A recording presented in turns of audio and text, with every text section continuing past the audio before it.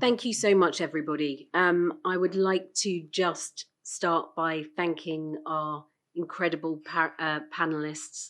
Your courage, your resistance, your resilience is exceptionally inspiring to everyone in this room and who's watching.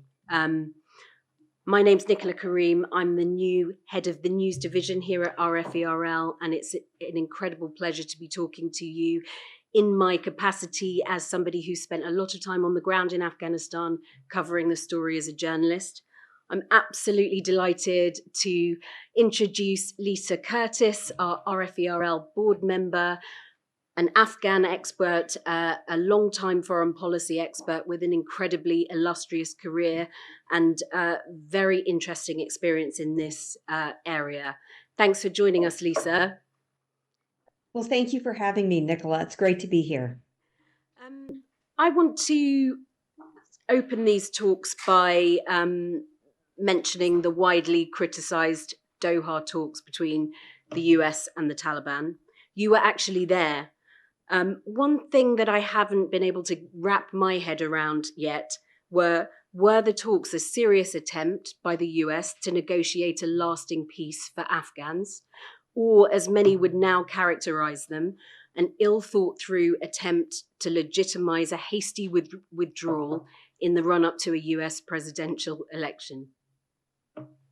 Well, thank you, Nicola. Let me first start out by thanking RFERL and Interim President Jeff Gudman for hosting this event today. It's extremely important. It's a very somber, sad day for us, but I think holding events like these are so important to continue to look to the future of Afghanistan and try to, inject some of that hope into what seems like a very hopeless situation right now. And I also want to acknowledge the previous panel. It was an excellent panel moderated by Andres Ilv, and the incredibly vital work that Radio Azadi is doing now more than ever under very difficult circumstances.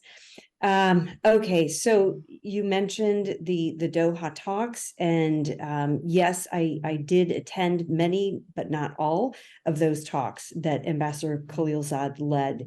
And I think that if you were to ask Ambassador Khalilzad, he did at the outset feel that it was possible to negotiate a peace agreement. And he embarked on the endeavor, but it quickly became clear that the Taliban were not willing to make really any concessions at all, and that they were not serious about these peace talks.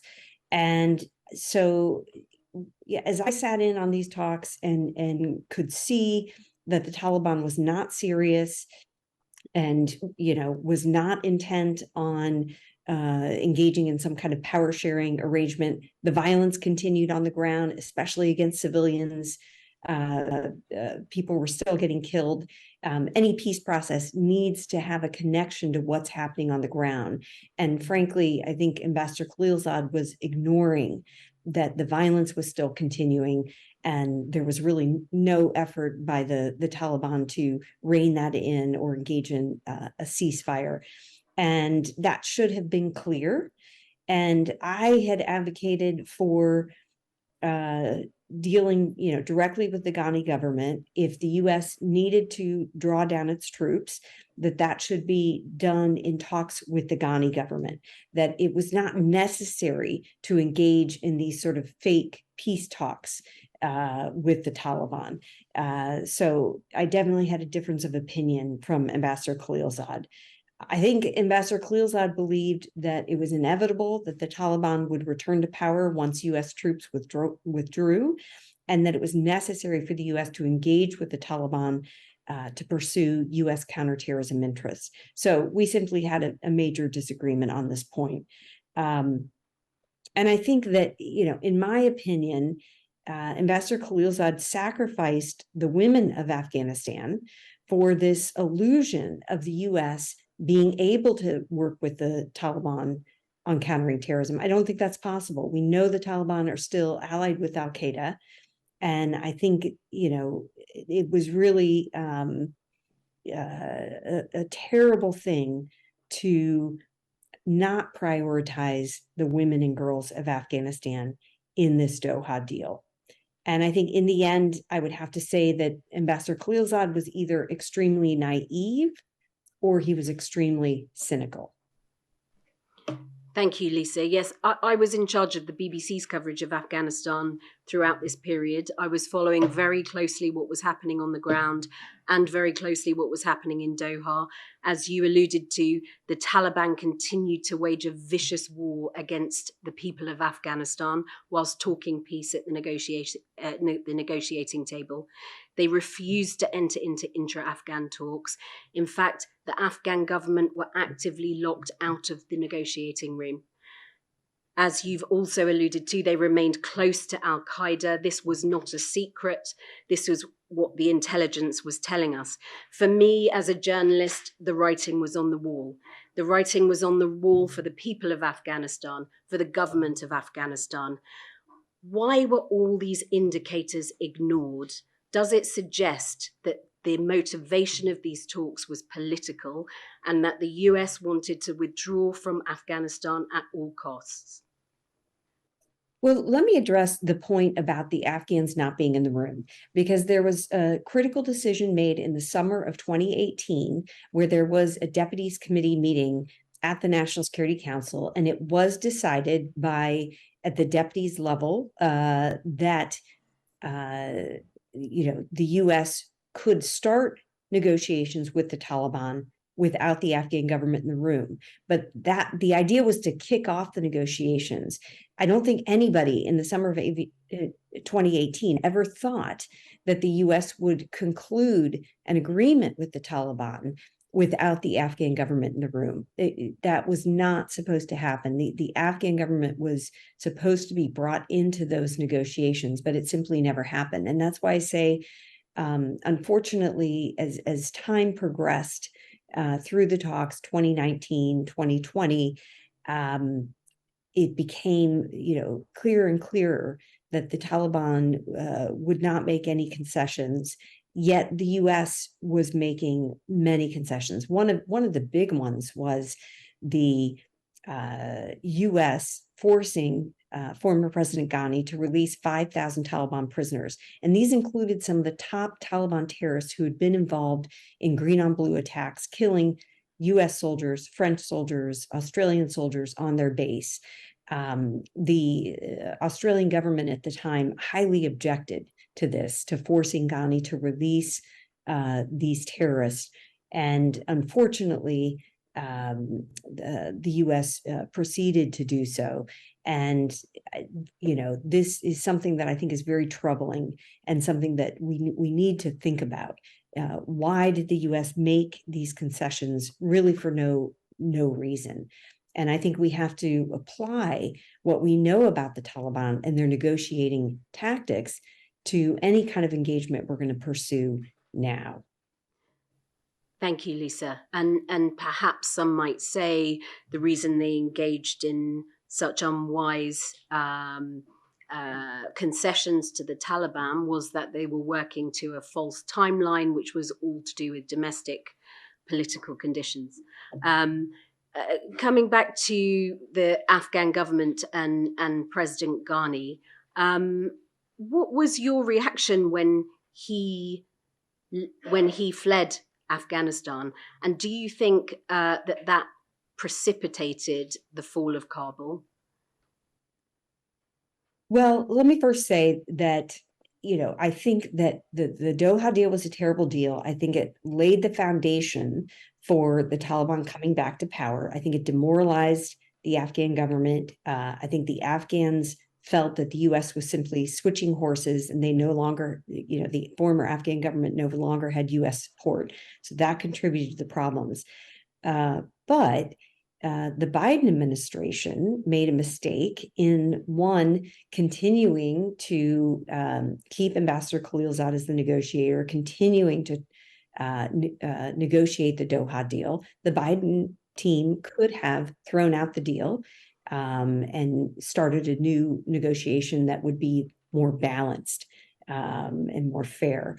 And the withdrawal was very haphazard. It was handled in a chaotic manner. There was no reason to close Bagram Air Base. We heard just a couple of weeks ago in congressional testimony from a U.S. Army official, former U.S. Army official, who reported that Bagram had more logistical capabilities. It was in a much better location. The withdrawal could have proceeded in a more, or the evacuation rather, could have proceeded in a much safer, more organized fashion. So, these are the bad decisions that were made. They were made by both administrations, both the Trump and the Biden administration, and contributed to the disaster. But as you mentioned, it was a surprise to see President Ghani flee the country. And I think particularly because he had just been in Washington in July. And when he was in Washington in July 2021, he put on a very strong face. He presented, the government as being strong, able to hold back the Taliban, when it was clear to everybody else that the Taliban was rapidly taking over provincial capitals.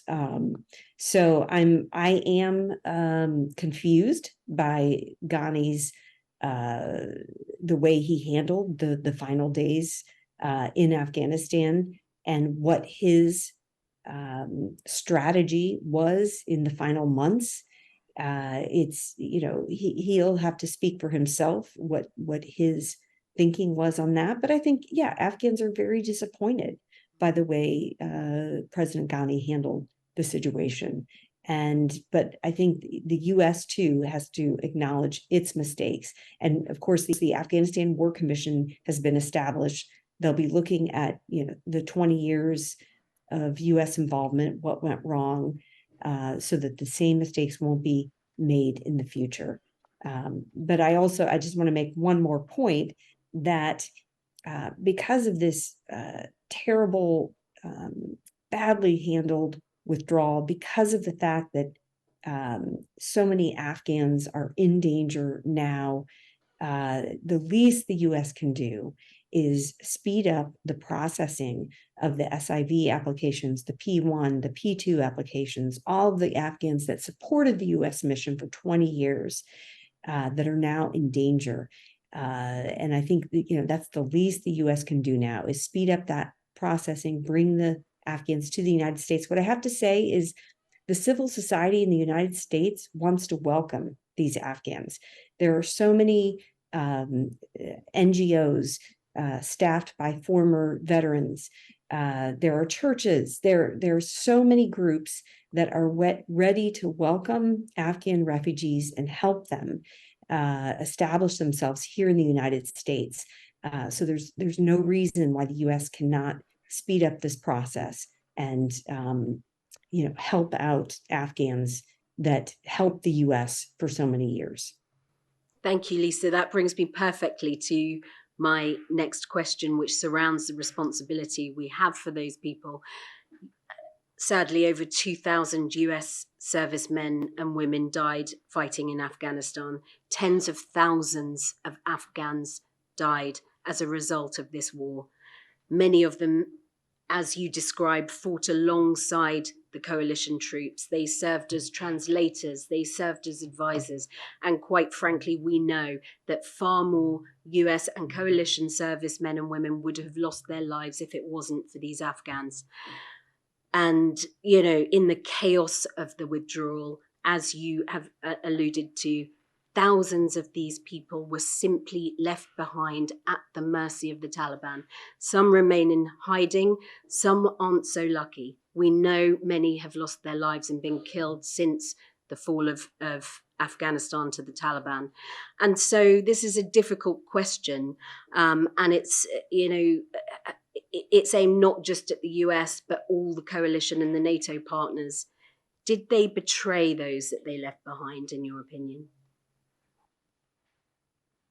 Well, I think, as I was saying, that the Doha deal was a betrayal. I think it was a very unfair agreement that was balanced toward the Taliban and helped the Taliban to take over the country. So I do see that as a betrayal. I think it's long past time to discard that deal. I fear that the Biden administration is making some of the same mistakes that the previous Trump administration made in sort of tilting at windmills and feeling that the Taliban are just misunderstood and that they could cooperate with them. But unfortunately, 2 years have gone past, and policies toward women and girls have only worsened. We're in a situation now where the kind of persecution against women and girls, they're considering whether Taliban leaders are committing crimes against humanity. This was raised in the last panel. Former Prime Minister Gordon Brown raised this in an op-ed that he wrote recently. There were several UN experts who did an open letter, I think yesterday, talking about this is what needs to happen, is that the International Criminal Court needs to move cases against Taliban leaders. And of course, Afghanistan is technically a party to the ICC, move against them for their human rights abuses. So I think that, the entire world needs to be attuned to what's happening in Afghanistan, not look away, but look at the kind of gender persecution, some are calling gender apartheid, against women and girls.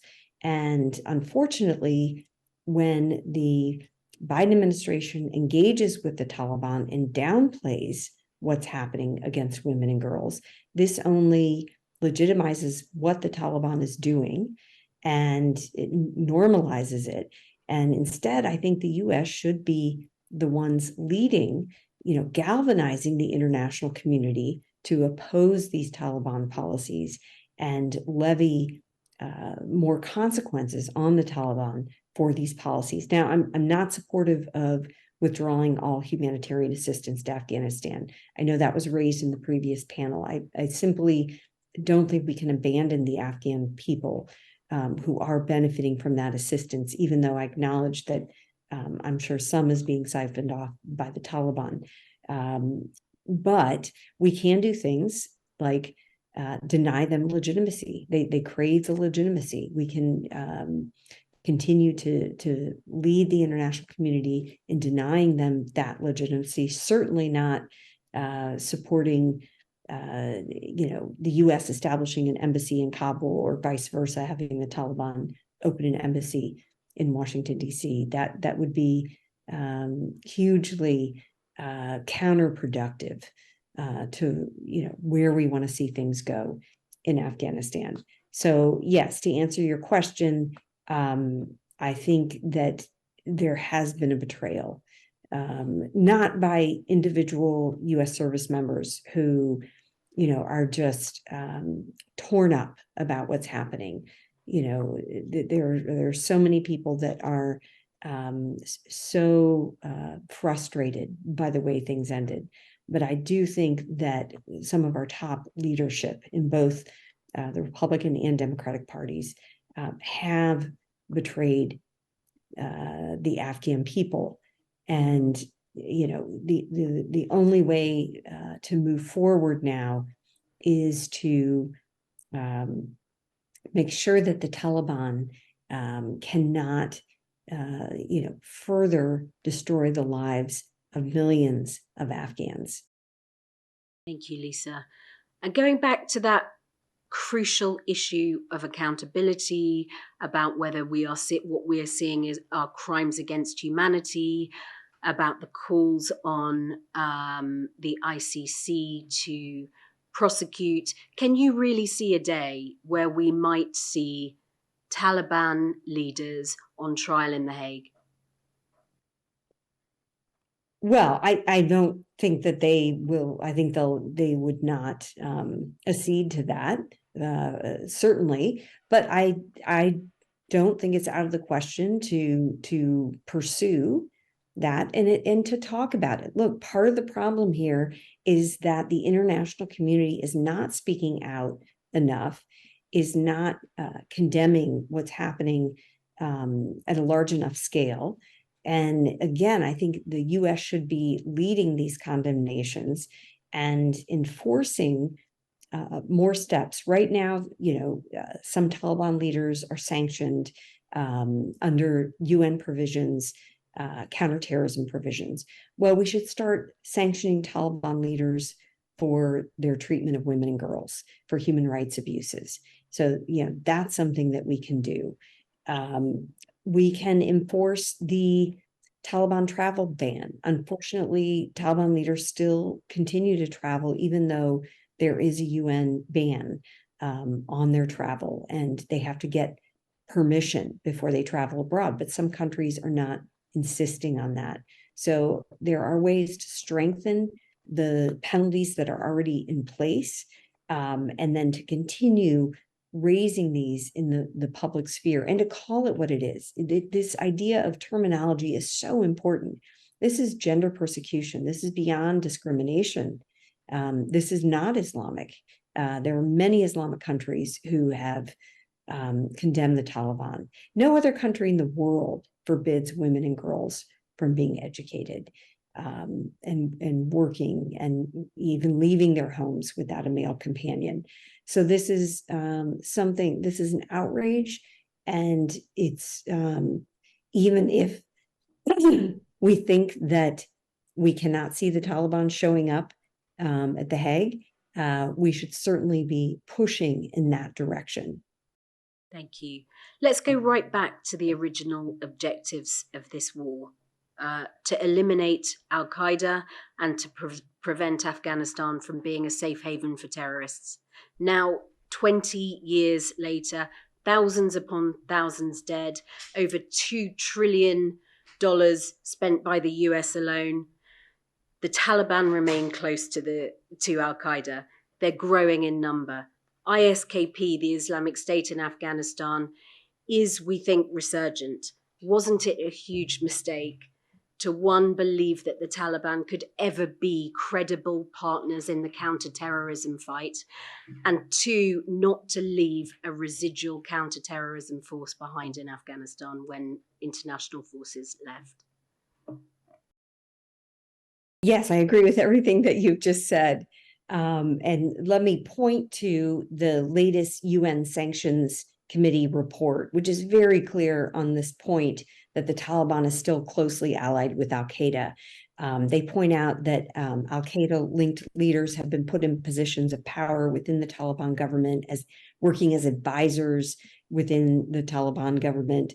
And they call the Taliban-al-Qaeda relationship strong and symbiotic. So I think this is worth paying attention to. They talk about how 20 terrorist groups remain active in the country. The only terrorist group that the Taliban is fighting is, of course, ISIS, or ISKP, Islamic State Khorasan Province, as it's called.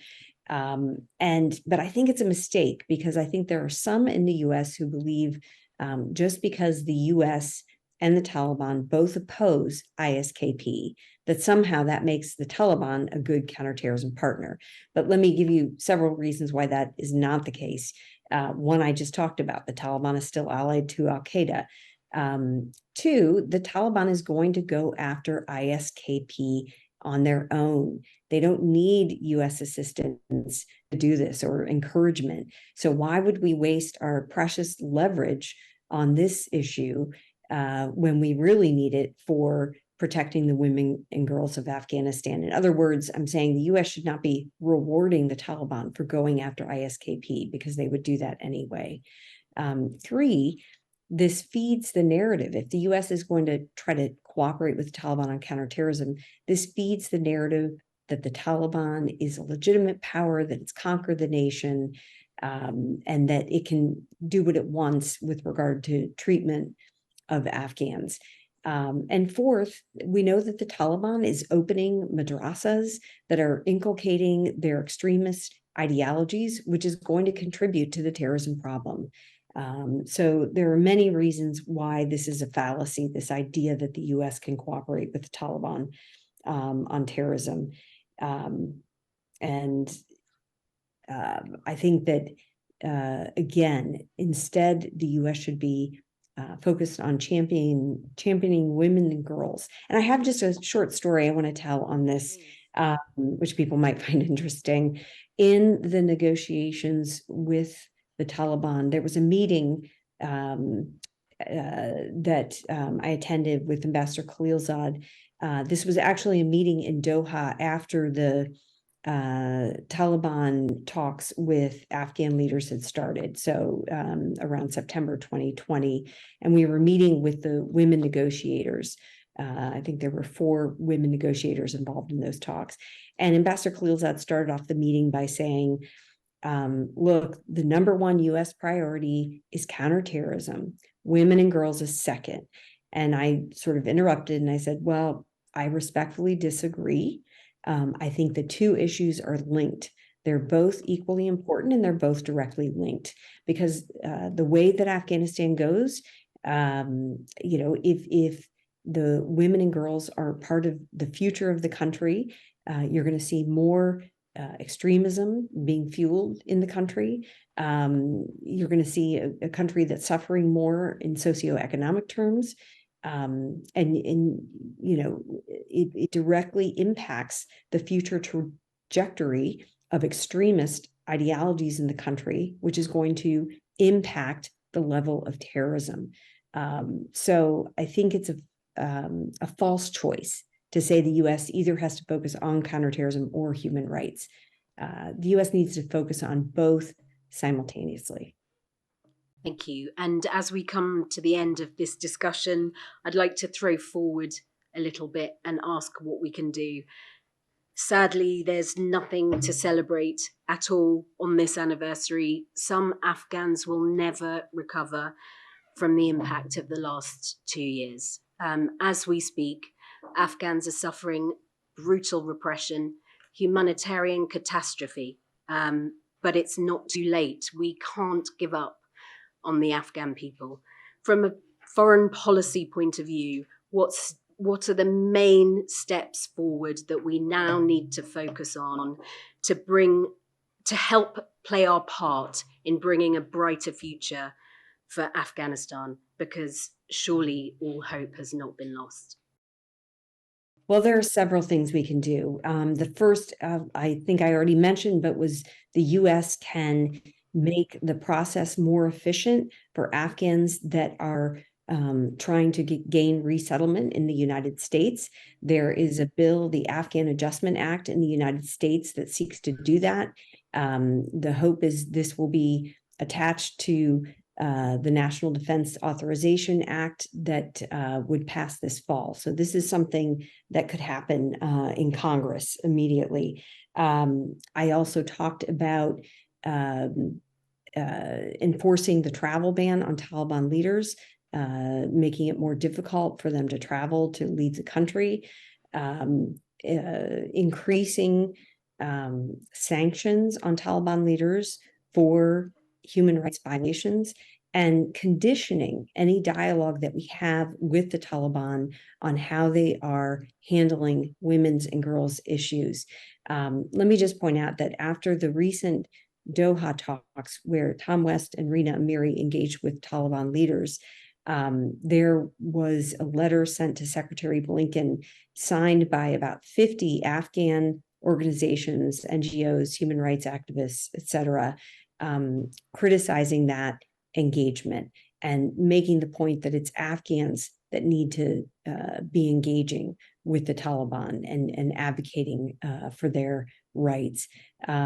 Also, Congressman McCall, the chairman of the House Foreign Affairs Committee, had written a letter to Secretary Blinken calling on U.S. officials to not travel to Kabul to meet with Taliban officials. So again, I think that we have to be careful in the way we engage. I'm not saying cut off all engagement with the Taliban. I'm not saying that. There are important reasons to engage. Number one, we're still moving Afghans out of the country. We need Taliban cooperation for that. Number two, we're providing humanitarian assistance. We need some level of Taliban cooperation for that. But we can toughen the conditions of our engagement, and we can make more demands of the Taliban and set out a roadmap and require them to take action. We can't just rely on their words. We have to make them accountable, as you were saying earlier. So these are some of the things that I think the U.S. should be doing. And of course, I'll say it again, speaking out more forcefully about the gender persecution happening in the country.